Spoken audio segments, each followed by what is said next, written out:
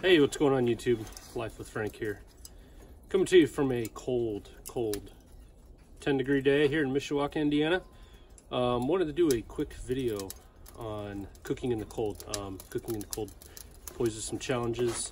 Got my dog down here trying to play ball, but yeah, I wanted to show you what I do to cook in the cold. If you like the video, I'd like to continue to do more videos, but please hit that subscribe button, and please leave me a comment, and I always check those, I always reply. I'd really appreciate it. But let me show you how I've got it set up. So a standard 2-zone fire, okay. I've put some lump hardwood charcoal down. I have my charcoal chimney that's getting ready to be lit. Just, you know, a very standard chimney full of lump charcoal. Got some newspaper underneath there, and I have my 2-zone set up. So there's a little bit of lump there. I've got some apple wood laid on top, and then I have another zone over here. The middle will be empty, and that's where I'll set one butt, and I'm going to do the exact same for both, so that way you get a circulation of heat. My vent will be in the back, so my vent's going to be like back here once the lid's closed. So what's in my bottom vent is going to be wide open, top's going to be wide open, so I'll just get a circulation of heat. Some people, you know, in the forums and such, you know, on the Facebook groups, all that, they're saying, you know, this is what some may refer to as a hot and fast method. And in the summertime, when the ambient temperature's 75 degrees, yeah, I would probably agree with that. But when it's 10 degrees out, you know, I'm using lump charcoal to battle the cold temperatures. But yeah, let's get this lit, and I'll show you what's going on. Now I've set up that 2-zone fire like I said I would.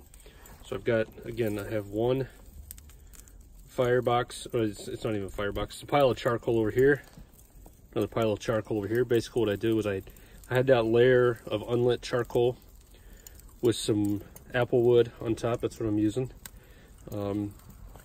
And I lit that charcoal chimney, and I poured half of it on one side and half on the other. So as you can see now, the smoke's starting to roll. So I guess I gotta be quick about that. All right, so hopefully you can see this. I'm about to put this pork shoulder onto the Weber, onto the red Weber. This pork shoulder here is injected with smoke on wheels, which I got from atbbq.com, and also some Blues Hog, also came from atbbq. I'll link those in the description below. But yeah, let's get this put on.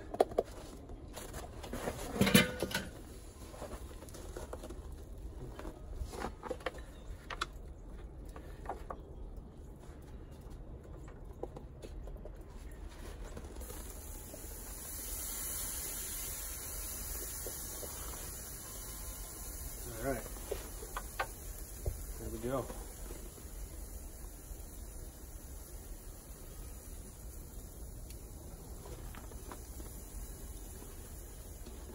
So there we are. She's on. She's cooking. All right, so I thought I'd throw in a little update. This grill is going a little hotter than what I kind of would prefer it to do.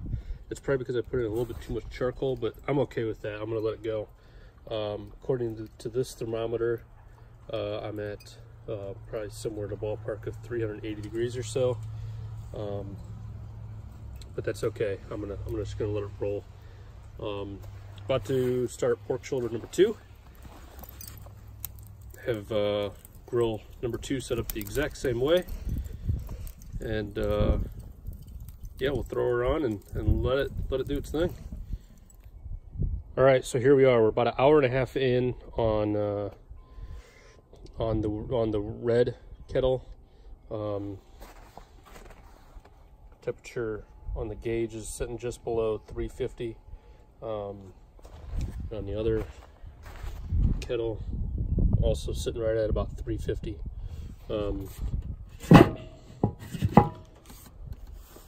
Let's take a look at where we're at.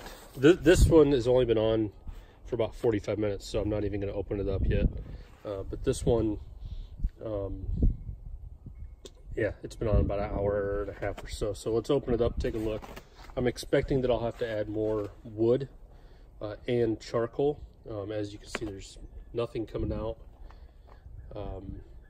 smoke-wise, and on the black one I do have a nice little puff. You probably can't see it in the video, but it's definitely puffing away. So let's open her up and see where we're at.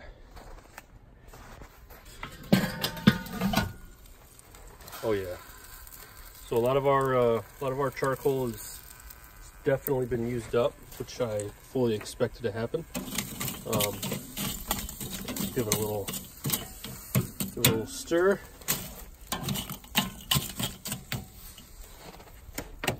Our shoulder is man, that puppy shrank down big time. You always do the scratch test, which if you've watched some of my other videos, I'll show you. But basically, what I'm looking for is when you scratch it with your fingernail, you don't want your seasoning to pull back like it just did. So this still has quite a bit of time yet to set up, which again, I expected to happen. Let's grab some more charcoals. Just put a handful of charcoal there. Grab another handful of charcoal. On this side.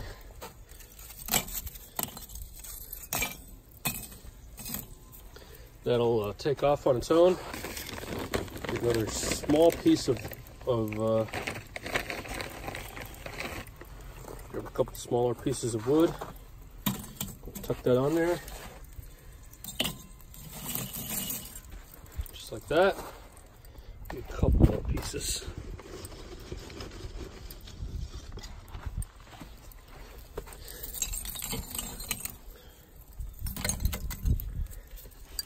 Close her back up.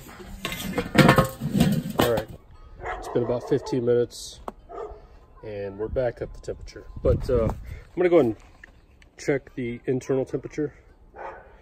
The pork shoulder. So this side didn't light quite at all, but it's smoking, so where there's smoke there's fire. It'll reignite. This side reignited just fine. So but let's see here.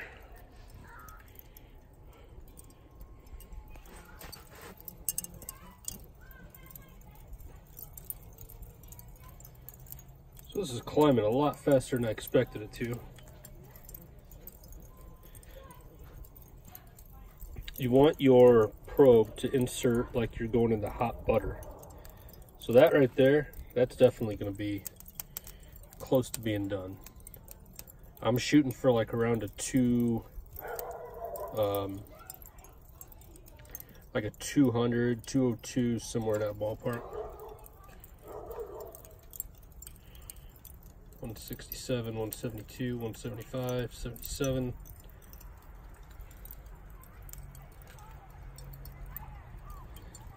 $75, $77. So a couple more hours. This might actually be well, that says it's 22 out, but I know that's not accurate. Weather Channel's saying, Weather Channel app's saying it's 6 degrees with the wind chill, so it's cold. But so in the interest of keeping this video somewhat short, it's a battle. You just have to keep fighting it. So keep adding more fuel, check it regularly. Dog's running after me again. And we're back. I just went up to get more barbecue sauce. Came back and my temperature is way down. So just like that, I lost a lot of temperature. And same goes for this. Both of these were at like 250 about a half hour, 45 minutes ago. So when the temperature goes, it goes. The good news, and I checked it just before I started filming, so I cheated a little bit, but The good news is that these are done. Slides in like butter. Thanks for watching. Again, if you enjoyed this, please subscribe. Like I said, I'm going to try and do more videos. I think I have a Yoder YS640 on the way, so I'll definitely be doing some videos with that. If you have any questions, please leave me a comment, and I appreciate you watching.